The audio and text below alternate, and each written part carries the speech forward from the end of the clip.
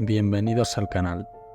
Hoy nos adentramos en uno de los casos más espeluznantes de una mujer que cometió unos actos terribles. Fue apodada como la Viuda Negra y está considerada como una de las asesinas con mayor número de víctimas. Comencemos.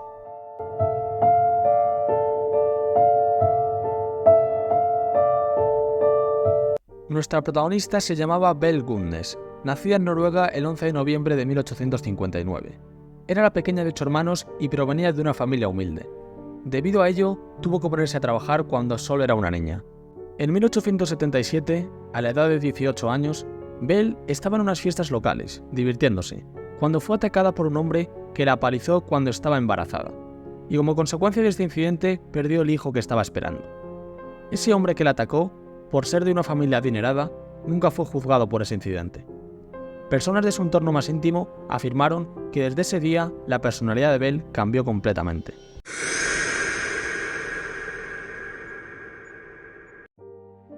La hermana de Belle, que había emigrado a Estados Unidos hacía poco, la convenció de que se mudara a ese país para intentar salir adelante.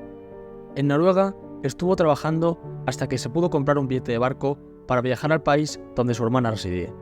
En el año 1884, contrajo matrimonio con su primer marido, Matt Sorenson, en Chicago, lugar donde pocos años más tarde la pareja abriría una confitería.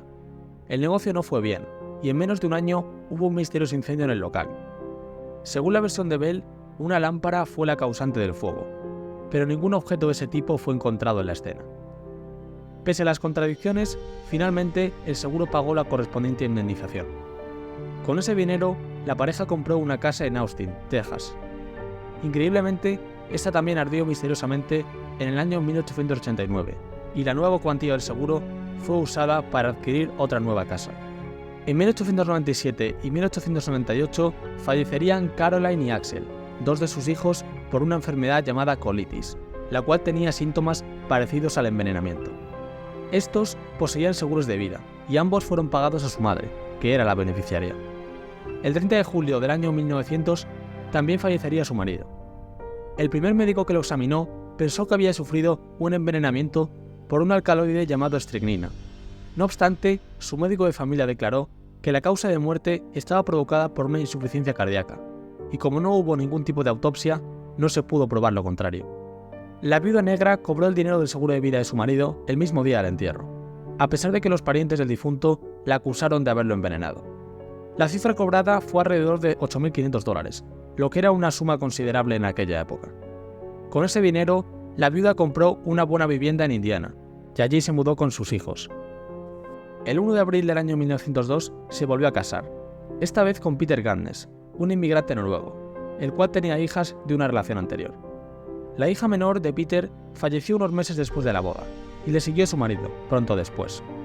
Según los testimonios de Belle, su marido murió cuando estaba trabajando en un cobertizo, cuando una maquinaria pesada se le cayó en la cabeza, matándolo al instante. Los vecinos se negaron a pensar que Peter podría haber muerto de esa forma, debido a la ausencia de este tipo de maquinaria donde estaba trabajando el propio Peter. En ese mismo periodo, Jenny Olsen, hija de 14 años de Peter, confesó en clase que Belle había matado a su padre. Tras estas declaraciones se presentaron cargos, por lo que estaba claro que iba a haber un juicio. Una vez en el proceso, la niña no fue capaz de inculparla, y por falta de pruebas, las acusaciones fueron retiradas y Belle fue absuelta completamente. Tras estos acontecimientos, no se volvió a ver a la niña nunca más. Belle explicaba que la había mandado a un colegio interno, pero más tarde se descubrió que había sido asesinada y enterrada en su propiedad.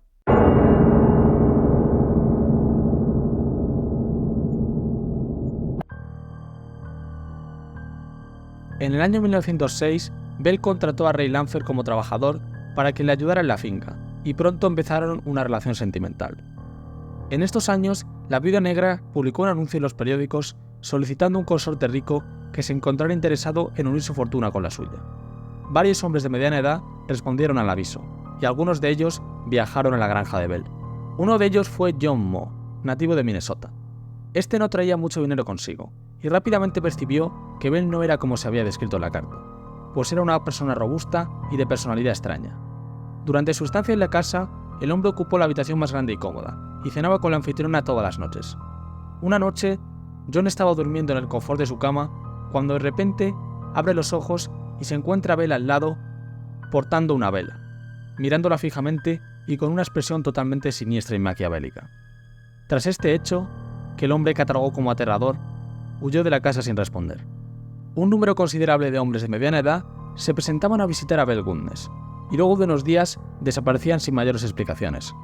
Numerosos vecinos y habitantes de la zona aseguraban haber visto excavaciones extrañas dentro de la granja, y numerosos sacos donde podía haber perfectamente cuerpos humanos.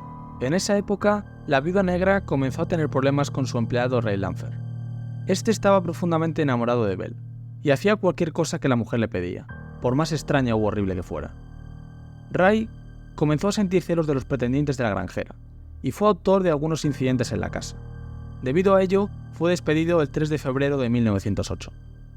Bell se presentó ante las autoridades del aporte y declaró que su ex empleado tenía graves problemas mentales, y lo señaló como un posible peligro para la comunidad.